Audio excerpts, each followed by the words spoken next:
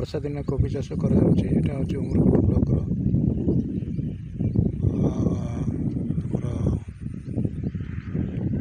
ସରଗୁଲି ପଞ୍ଚାୟତ ପାଖାପାଖି ଚାଷଟା କରାଯାଉଛି। ବର୍ଷା ଦିନିଆ କୋବି ଚାଷ ମଲ୍ଚିଂ ସିଷ୍ଟମରେ କରାଯାଉଛି ଏବଂ ବିନ୍ସ ଦେଖିପାରୁଥିବେ ଆଗକୁ ଅଛି ଡ୍ରିପ୍ ଇରିଗେସନ୍ ମାଧ୍ୟମରେ କେମିତି କ'ଣ ହେଉଛି ତା'ର ବହୁତ ବଡ଼ ପ୍ଲଟ୍ରେ।